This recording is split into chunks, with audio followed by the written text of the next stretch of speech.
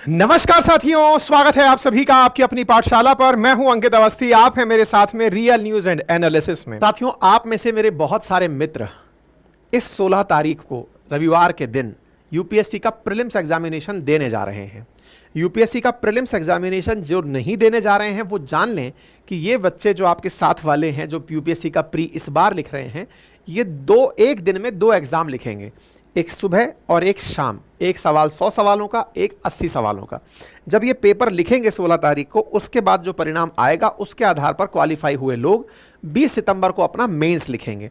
Prelims और mains में बहुत कम समय का गैप मिलता है, इसीलिए जितने भी लोग प्रीलिम्स की तैयारी कर रहे होते हैं अक्सर वो प्रीलिम्स के साथ साथ पहले ही मेंस की तैयारी कंप्लीट कर चुके होते हैं, क्योंकि इसके बाद तो केवल अब रिवीजन भर का समय बचेगा। जुलाई, अगस्त, सितंबर, मतलब मुश्किल से 2 महीना, आपको 3 महीना पकड़ लो एट मैक्स मिलेगा, जिसमें आप मेंस के लिए प्रॉपर तरीके से प्रिपेयर कर पाएंगे। ऐसी स्थिति में ये वाला प्रीलिम्स जब भी बच्चा देने जाता है या कोई भी प्रीलिम्स बच्चा एग्जाम देने जाता है तो उसमें बहुत तरह की एंजाइटी होती हैं।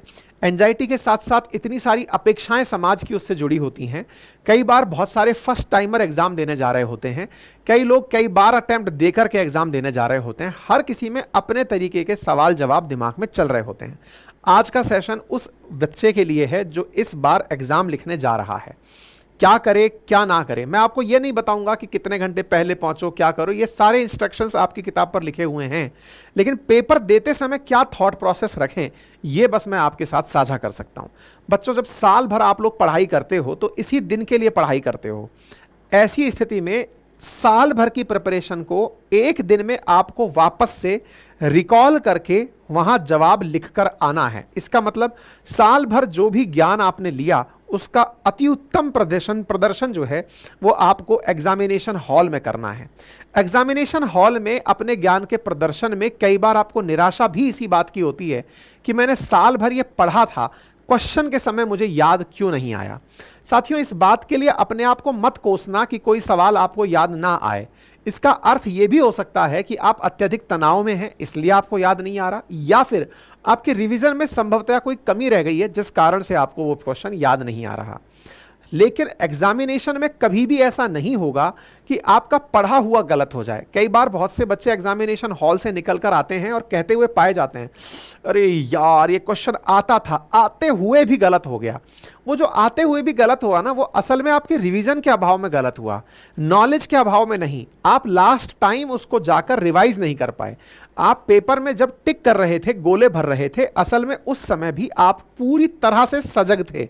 आपको पता था कि इसका answer best of my knowledge ये होगा, लेकिन फिर भी आप उसको गलत कर दिए क्योंकि आपका रिवीजन का अभाव था। इसलिए मैं आपसे कह रहा हूं कि एग्जाम टाइम में एग्जाम लिखने जाते समय अपने आप को यह समझाइश दें कि एग्जाम है, इस एग्जाम में मैंने जो साल भर में किया है उस रिवीजन के आधार पर परफॉर्मेंस होगा, किस्मत के आधार पर परफॉर्मेंस नहीं होगा कि साहब आज भगवान को मैंने मना लिया है, भगवान मान जाएंगे, आप फलाने सिंह का आशीर्वाद ले लिया है, मैंने गुड विशेष ले लिए हैं, मेरे शगुन अच्छे कर लिए हैं, दही खा लिया है, दही चीनी खा लिया है, सब बढ़िया होगा। नहीं, आपने जो साल भर पढ़ा है ना वो आज के दिन आने वाला है।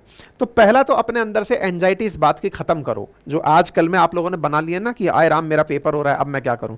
उस एंजाइटी को साइड करो, ये विचार करो कि साल भर जो पढ़ा है वो होने वाला है, इसलिए ज्यादा स्ट्रेस नहीं लेना है। तो फिर सर मैंने तो साल भर पढ़ाई नहीं करी, तो आज से ये डिसाइड कर लो कि मुझे पढ़ाई करनी है। मैं जो आपके लिए बोल रहा हूं कि मैं एनसीईआरटी का बैच लेके आया हूं फाउंडेशन लेवल से, वो इसी 16 तारीख को क्यों लॉन्च कर रहा हूं, इसके पीछे का बड़ा कारण ये है सो दैट आप में से बहुत सारे बच्चे जो इस थॉट के साथ हैं कि यार इस बार तो मेरी तैयारी नहीं हुई लेकिन अगली बार बहुत अच्छे से करूंगा, तो आपके लिए राइट टाइम है। टाइम इतना जल्दी निकलेगा ना, पिछला अटेम्प्ट कब निकल गया पता नहीं चला, अगला अटेम्प्ट कब आ गया ये भी आपको पता नहीं चलेगा। इसलिए मैं आपसे कह रहा हूं कि इस अटेम्प्ट को बहुत ही सिंसियरली आपको देना है, तो आप पहले से डिसाइड करिए कि आपको किस दिशा में बढ़ना है। एक और बात समझिए, एग्जाम का स्ट्रेस अगर फिर भी आपको हो रहा है, सर ये कितनी भी बात समझा लो मेरे तो असर ही नहीं पड़ रहा, मैं कितना भी सोच लूं मेरे तो कोई फर्क ही नहीं पड़ता, कैसे निपटूंगा, क्या होगा। तो मेरे प्यारे साथियों, प्रीलिम्स एग्जामिनेशन आपके लिए क्वालिफाइंग एग्जामिनेशन है। मतलब अगर एग्जाम के स्तर हैं, एग्जाम के स्तर में प्रीलिम्स, मेंस और इंटरव्यू जैसे स्तर हैं, तो प्रीलिम्स असल में ये चेक करने के लिए है कि कौन बच्चा वाकई में मेंस लिखने के लिए तैयार है।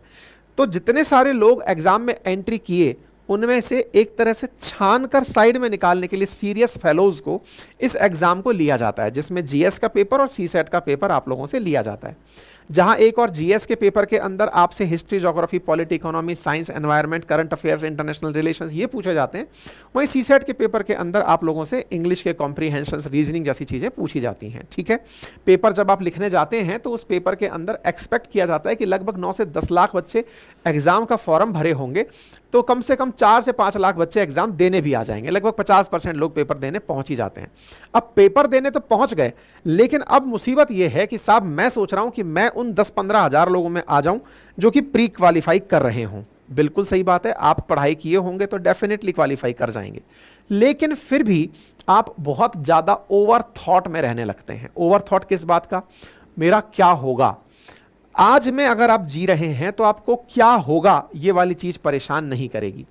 असल में आप में से बहुत सारे बच्चे पढ़ते समय ये विचार बना ही लेते हैं कि मैंने तो पढ़ाई कर ली, लेकिन अब मेरी इस पढ़ाई से वहां क्वेश्चन आएगा या नहीं। आप लक का एनालिसिस भी अभी करने लगते हैं। रिवीजन के समय कोई चीज याद नहीं आ रही, उससे निराश भी अभी होने लगते हैं। निराशा को त्यागिए, आज में जीना शुरू करिए, और जो भी आपके आसपास चीजें उपलब्ध हैं, अगर आप तैयारी करने के लिए काबिल भी हुए, आपको वो संसाधन मिले जिससे आप तैयारी कर पाए, उनके लिए भी अपने मन में ग्रेटिट्यूड का भाव लेकर आइए। अपने आप को कोसिए मत, और जितना हो सके ना अपने मन को शांत चित्त करके बैठिए। थोड़ी देर विचार कीजिए कि मैं जो करने जा रहा हूं ये मेरा बेस्ट है, और अगर ये बेस्ट नहीं है तो मैं बेस्ट और करूंगा। लेकिन निराशा में सोने के पैटर्न को मत बिगाड़ लीजिए। हो सके तो थोड़ा समय निकालकर वॉक करके आइए, आसपास जो भी पार्क लगा हुआ है वहां जाइए, पेड़ के नीचे बैठिए, चिड़ियाओं की चहचहाहट सुनिए, सुबह सुबह सूरज का उगता हुआ देखिए, माता पिताजी के साथ बात करिए। अगर तनाव है तो अपने तनाव को दूर करने के लिए अपने घर के छोटे बच्चों के साथ या माता पिताजी के साथ बात करिए, उनके साथ अपना तनाव सेट करिए। एग्जाम के समय के साथ मैं 3 रात से नहीं सोया, मैं 2 रात से नहीं सोया, इनका कुछ फायदा नहीं होता, क्योंकि जितना आप अपने आप की साइकिल को डिस्टर्ब करेंगे एग्जाम में उसका उतना ही नुकसान होगा। मैं फिर से आपसे कह रहा हूं कि एग्जाम के समय जब भी आप हाजिर हों तो आप अपने स्वस्थ दिमाग के साथ हाजिर हों, तनाव के साथ नहीं। ये तनाव आपके पेपर को प्रभावित कर सकता है। गर्मी का समय है, प्रॉपर तरीके से ऐसे वस्त्र पहने जिससे आपको घबराहट ना हो, लूज कपड़े पहने तो बेहतर होगा। एग्जाम सेंटर में समय से पहले पहुंचे। इसी के साथ आपको एग्जाम की बहुत सारी शुभकामनाएं। उम्मीद करता हूं कि आप में से बहुत सारे बच्चे इस बार अपने प्रीलिम्स में जो उन्होंने मेहनत की है उसके अनुसार परिणाम पाएंगे, और जो बच्चे आने वाले भविष्य के लिए तैयारी करना चाहते हैं उनके लिए हमारा एनसीईआरटी फाउंडेशन बैच शुरू हो रहा है। अगर आप उसमें ज्वाइन करना चाहते हैं तो केवल 7 दिन एडमिशन उपलब्ध है। एनसीईआरटी फाउंडेशन बैच मात्र 4999 के अंदर है। आप यहां पर हिस्ट्री, ज्योग्राफी, पॉलिटी, इकोनॉमी मुझसे पूरी 6 से लेकर 12 तक की एनसीईआरटी को ध्यान में रखते हुए पढ़ने वाले हैं। आप जाकर इसमें एनरोल करें।